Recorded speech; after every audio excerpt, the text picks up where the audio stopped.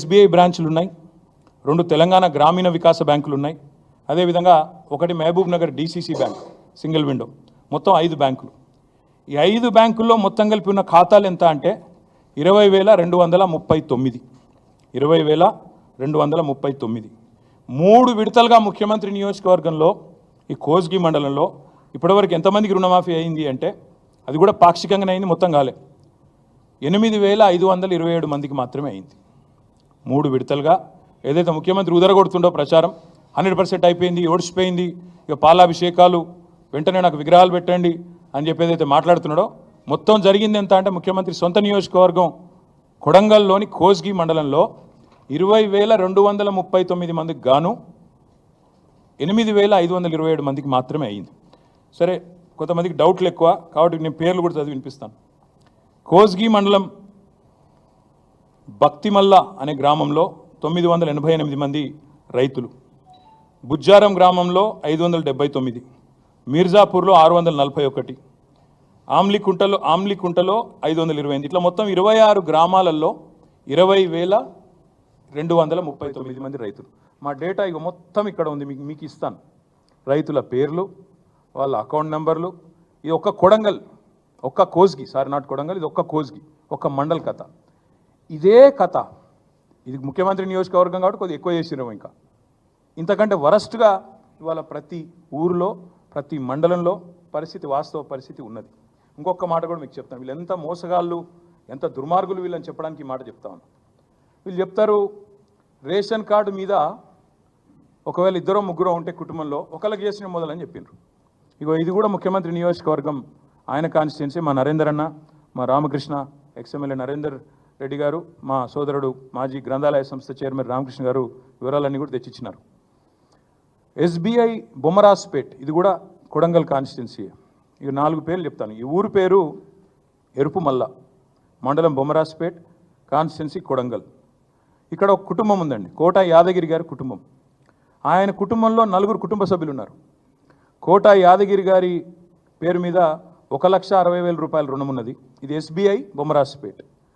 కోట శారద, ఆయన సతీమణి, ఆమె పేరు మీద 1,60,000 ఉంది. వాళ్ళ కొడుకు అశోక్, పెద్ద కొడుకు, ఆయన పేరు మీద 1,84,000 రూపాయలు ఉంది. ఇంకో కొడుకు అభిలాష్ కుమార్, ఆయన పేరు మీద 1,50,000. అకౌంట్ నెంబర్లతో సహా నేను ఇస్తాను మీకు.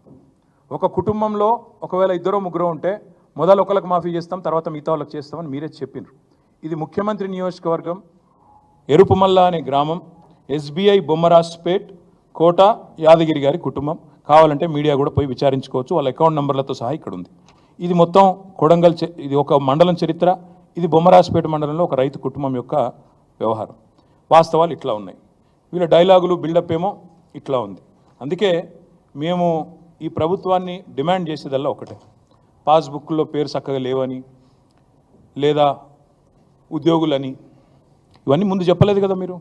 ఉద్యోగులకు ఇవ్వమని చెప్పారా మీరు ముందు? ఉపాధ్యాయులు, ఉద్యోగులు ఇవాళ మాకు మెసేజ్ పంపుతా ఉన్నారు, అన్న మా గ్రూపులలో చర్చ జరుగుతున్నది, చాలా మోసం ఇది, ఉద్యోగులను మోసం చేసిండు, ఉపాధ్యాయులను మోసం చేసిండు, ముందు చెప్తే బాగుండు కదా అని చెప్తూ ఒక ఉద్యోగ మిత్రుడు నాకు ఫోన్ కూడా చేసి మాట్లాడినాడు. ఆయన అన్న మాట, అన్న మరి రుణమాఫీకే ఇన్ని కథలు పడుతుండు, మరి రేపు రైతు బంధు కథ కూడా గింతేనా, అందులో కూడా కోసి పారేసుడేనా అందరినీ అడుగుతాడు. నేను పక్కా చెప్తున్నా, ఈ పచ్చి మోసగాళ్ళ ప్రభుత్వం ఇది, దగా ప్రభుత్వం.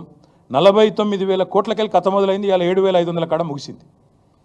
49,000 కోట్లు అన్నారు డిసెంబర్లో మీరే, ఇవాళ 7,500 అంటే 7వ వంతు, 1/7 ఇంత మోసం.